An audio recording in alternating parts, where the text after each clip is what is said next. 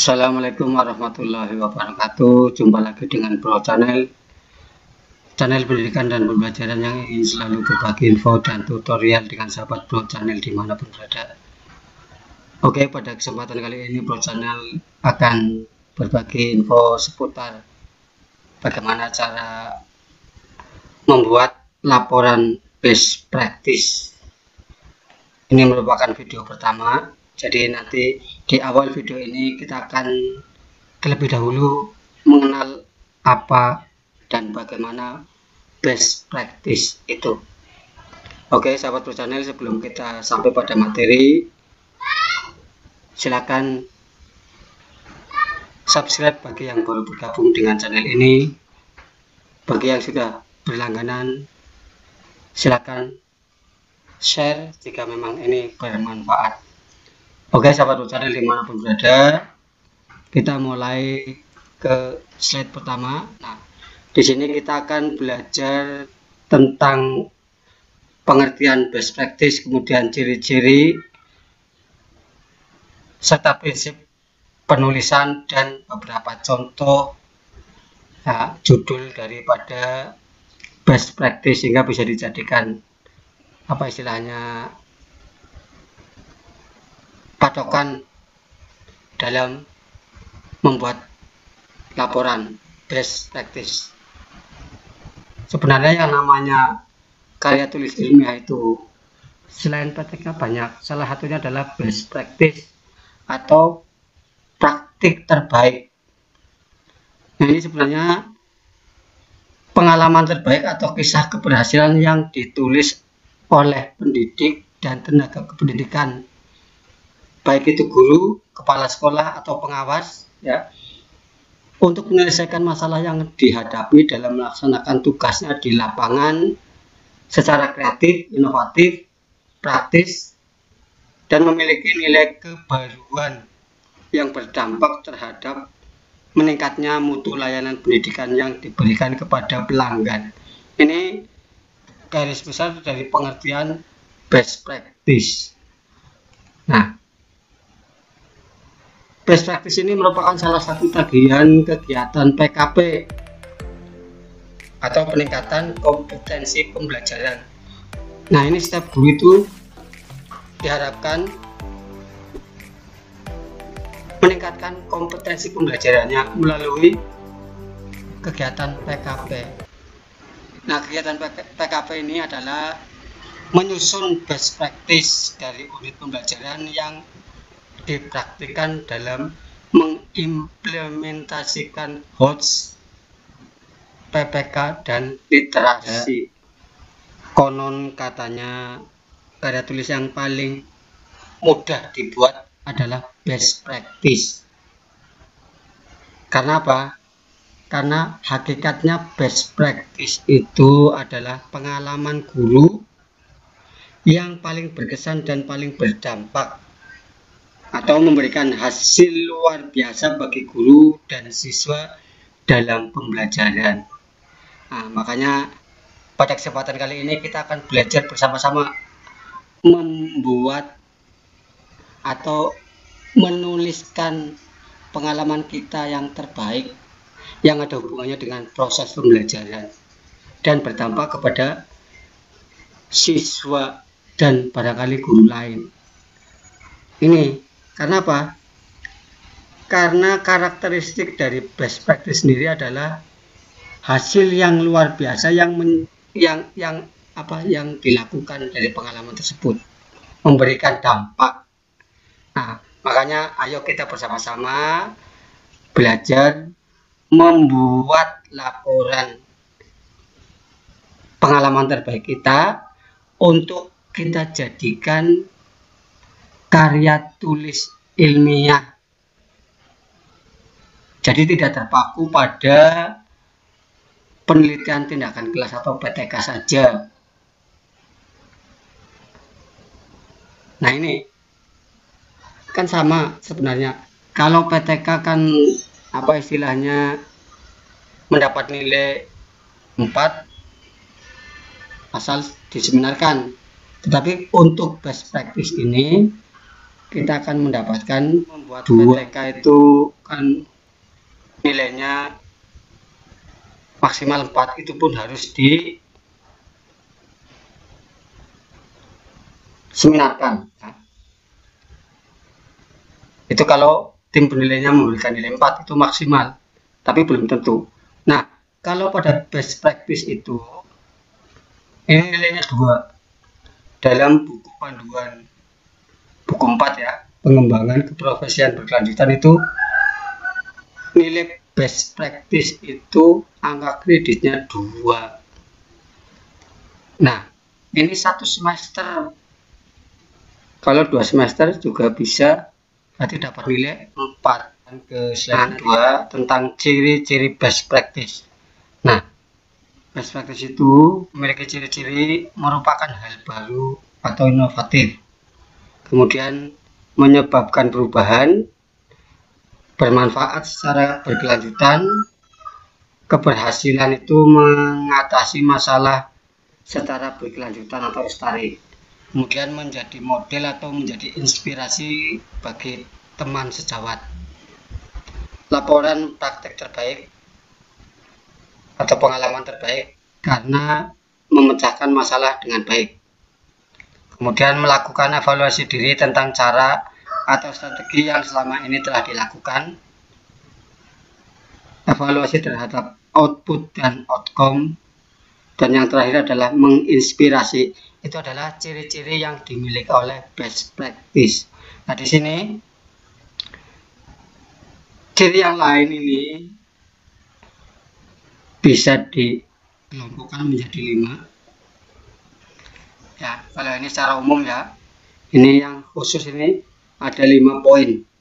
Yang pertama, mengembangkan cara baru dan inovatif dalam penyelesaian masalah pendidikan, membawa perubahan atau hasil yang signifikan.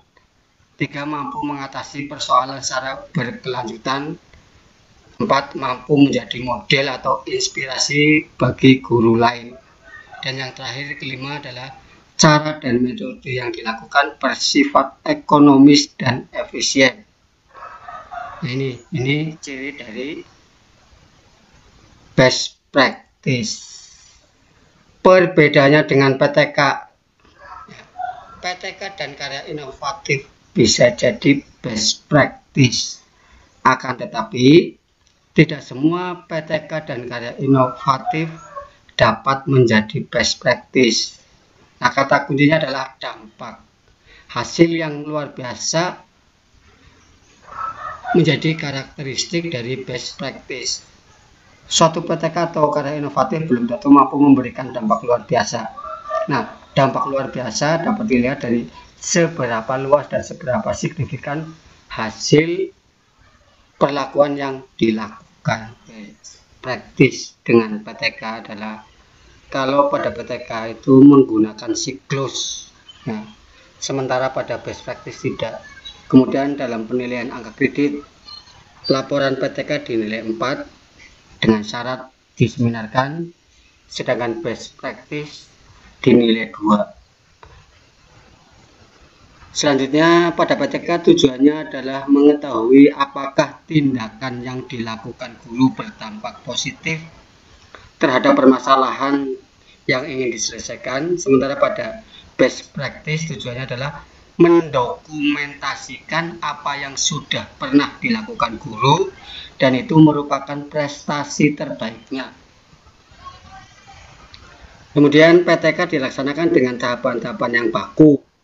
Dalam pelaksanaannya dikontrol dengan ketat, ada kriteria yang harus dipenuhi saat dilaksanakan, harus diamati kemudian dicatat. Ini dilakukan oleh observer yang merupakan teman sejawat. Kemudian data yang diperoleh itu selanjutnya dianalisis untuk mengetahui apakah hasil yang dicapai sesuai kriteria yang ditentukan di awal kegiatan atau tidak. Nah, sementara pada best practice tidak demikian. Karena apa? Best practice ini merupakan dokumentasi atas keberhasilan. Jadi apa yang dilakukan guru itu sudah lewat. Guru pernah melakukan upaya untuk mengatasi masalahnya, Upaya itu dilakukan guru saat menjalankan tugas pokoknya. Upaya itu pun dilakukan secara berulang dan dirasa berhasil. Selanjutnya, target PTK adalah sekelompok siswa dalam masa tertentu karena ada batasan waktu. Sedangkan best practice, kelompok siswanya bisa lebih besar, tidak dibatasi satu kelas misalnya, dengan rentang waktu yang lebih fleksibel. Kemudian fokus PTK pada tindakan yang dilakukan, sedangkan pada best practice fokus pada keberhasilan. Pada PTK tindakan dipilih dikaji dulu secara mendalam, sehingga guru memiliki keyakinan yang sangat besar bila tindakan itu dilakukan akan menyelesaikan masalah yang dihadapinya. Sedangkan best practice tidak, kalau berhasil ditulis, kalau tidak berhasil ya tidak usah ditulis karena bukan merupakan best practice. Sedangkan yang terakhir pada penyusunan laporan, best practice itu lebih sederhana, hanya terdiri dari 4 bab saja. Nah, pada bab pembahasan dituliskan bukti-bukti keberhasilan yang dikuatkan dengan data real, sedangkan pada PTK harus disajikan data dan dilakukan analisis terhadap data yang diperoleh. Ini adalah beberapa perbedaan dari best practice dengan PTK. Best practice yang pertama seperti dengan PTK ya, prinsipnya apik, asli, perlu, ilmiah, dan konsisten. Jadi sama-sama karya ilmiah. Kemudian yang kedua, prinsip kreatif, inovatif, dan kebaruan. Yang ketiga, prinsip perbaikan mutu berkelanjutan. 4, prinsip integritas. Kemudian tujuan menulis best practice: 1, menyelesaikan masalah pendidikan. 2, membangun kepekaan dan kemampuan berpikir kritis. 3, menciptakan inovasi dan mutu layanan. 8, standar pendidikan. Yang keempat, membangun kemampuan PTK dalam menyusun penyelesaian masalah secara logis dan sistematis. Ini beberapa contoh ya, best practice yang pernah ditulis. Nah, ini jadi semoga menjadi inspirasi ya bagi Bapak dan Ibu yang hendak membuat laporan best practice. Misalnya ini, pengalaman terbaik atau best practice ya, mengembangkan program peningkatan mutu pendidikan. Kemudian ada lagi, menangani anak nakal di sekolah, mendisiplinkan guru dan murid, mengantarkan anak didiknya berkali-kali menjadi juara olimpiade ilmu pengetahuan tingkat internasional. Pengalaman terbaik tentang implementasi program pengawasan tahunan. Kemudian melaksanakan pengawasan akademik dan pengawasan manajerial. Pengalaman terbaik mengevaluasi hasil pelaksanaan pengawasan akademik dan pengawasan manajerial. 8. Pengalaman terbaik membimbing dan melatih kemampuan profesional guru atau kepala sekolah. 9. Pengalaman terbaik atau best practice tentang melaksanakan tugas pengawasan di daerah khusus. 10.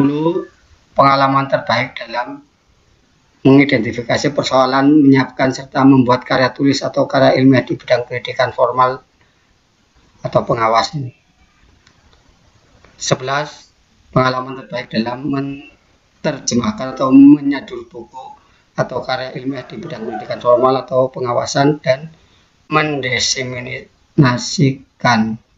Nah, ini beberapa contoh ya dari best practice yang telah atau yang pernah dibuat. Ini semoga menjadi inspirasi bagi Bapak dan Ibu guru.